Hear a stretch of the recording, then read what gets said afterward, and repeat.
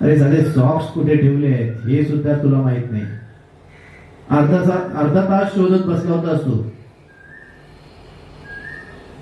ते टिफिनचं जेवण तुझ्या घशाखाली उतरलं नाही, कारण बायको गरमागरम पोळ्या खाऊ घालते. तुझ्या आईची तब्येत बिघडली, घरामधलं कुठलंही काम व्यवस्थित होत नाहीये. जे तिने केलं ते तुला जमत नाहीये.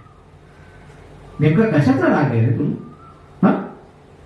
तुझी बायको यशस्वी होते याचा, की तू अयशस्वी होतोयस याचा? ती माझ्याशी खोटं बोलली याचा, कुकिंग बेकिंगचं नाव सांगून रेडिओच्या क्लासला गेली याचा, माझी फसवणूक केली तिने. तिची हिंमतच कशी झाली असं करायची? माझी काही किंमत नाहीये का तिला? ती माझ्याशी खोटं बोलली याचा, तिने माझी फसवणूक केली, याचा.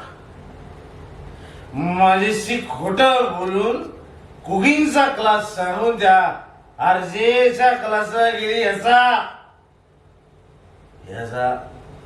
राग आहे माझ्या मनात.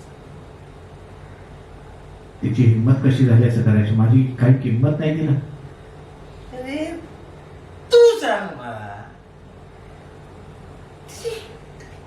तिची हिंमत कशी झाली माझ्याशी खोटं बोलायची?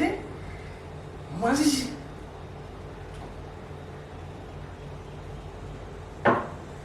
माझी काही किंमत नाही तिला. माझी किंमत नाहीये तिला, कळलंय?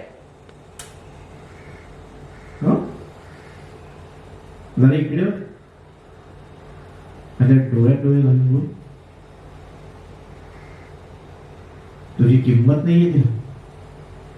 घरातले सगळे तिच्याशी कसे वागतात हे तुला दिसत नाही, तरी ती सगळ्यांचं करते. ती कधीच तुला उलट उत्तर देत नाही, घरच्यांची हेळसांड होऊ देत नाही. मुलांचं सगळं तीच करते. तुझं तर अजिबात लक्ष नसतं त्यांच्याकडे. मुलाचे नाही ते हट्ट पुरवण्यापलीकडे कुठलं सुख दिलंयस रे तुला बायकोला? बोल ना. ती सुखी आहे, आनंदी आहे, इतकी वर्ष होतीच की. एकदाही माहेर गेली नाही ती मला सोडून. ती सुखी आहे, आनंदी आहे, सगळं काय अलबेल आहे. म्हणून इतकी वर्ष जी या घरात आहे